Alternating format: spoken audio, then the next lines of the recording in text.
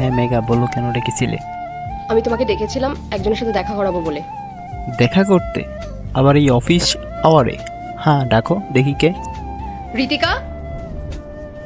বাবা, আরে আরে মেঘা, ওকে ও আমাকে বাবা বলে ডাকছে কেন মেঘা? কি হলো ইন্দ্র, তুমি চেনো না ওকে? না না, কে ও? আমি তো ওকে চিনতেছি না। আচ্ছা, তুমি ওকে চেনো না, কিন্তু ও তো তোমাকে খুব ভালো করেই চেনে। আর ও আমাকে এটাও বলেছে যে তুমি ওর বাবা। আরে মেঘা, যে কেউ এসে বলবে আমাকে বাবা বানায় নিবে আর তুমি সেটা বিশ্বাস করবে, এটা কোন ধরনের কথা মেঘা? তুমিই বলো। বাবা, আমি তোমার মেয়ে ঋতিকা।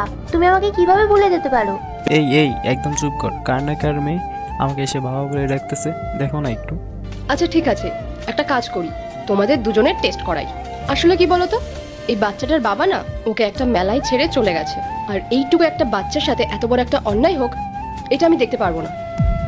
আর দেখো, ওই বাচ্চাটার কাছে তোমাকে ওর বাবা মনে হলো, খুব অদ্ভুত ব্যাপার না? তাই এই বাচ্চাটার কথা ভেবে চলো তোমার টেস্ট করিয়ে নিয়ে আসি। আরে মেঘা, কি বলো তুমি এটা? এই ছোট বাচ্চাটার কথা শুনে তুমি আমাকে টেস্ট করাবে? আর ও তো ছোট বাচ্চা, একটু পরেই সব কিছু ভুলে যাবে। কি করতেছো তুমি? বাবা, তুমি আমাকে এরকম ভাবে ভুলে যেতে পারো না। আরে বাবু, আমি তোর বাবা না। আর মেঘা, এসব টেস্ট টেস্ট কোনো কিছু করার সময় নেই। আমি 10 মিনিটের জন্য আসছিলাম, আমার অফিসে কাজ, আমি এখন যাব। বাই।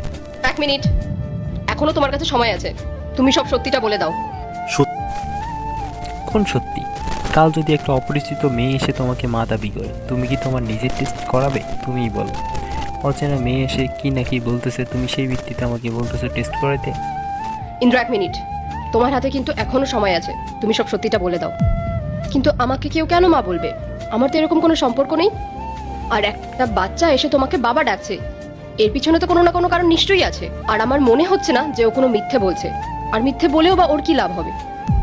আর যেভাবে তুমি ঘাবড়ে যাচ্ছ না, আমি খুব ভালো করেই জানি কখন তুমি মিথ্যে বলো। তুমি যখন মিথ্যে বলো না, তখন তুমি চোখে চোখ রেখে কথা বলতে পারো না, ঘাবড়াও। আফটার অল তুমি আমার হাজবেন্ড, আমি সব কিছুই বুঝতে পারি। তো এখন তুমি সব সত্যিটা বলবে, নাকি আমি তোমাকে ডিভোর্স দেবো? কোন সত্যি কথা বলতেছো তুমি? আমি তো কিছুই বুঝতেছি না। এমনিতেই গরম পড়েছে, রুমের মধ্যে এমনিতেই গরম, তারপরেও গলা টলা শুকিয়ে যাচ্ছে, তারপরে তুমি কি না কি বলছো। গলা তো শোকাবেই তোমার, এখন তোমার সব সত্যিটা সামনে আসছে না। আচ্ছা, আমাকে একটা কথা বলো তো, খুব অদ্ভুত কোইন্সিডেন্ট এটা, তাই না?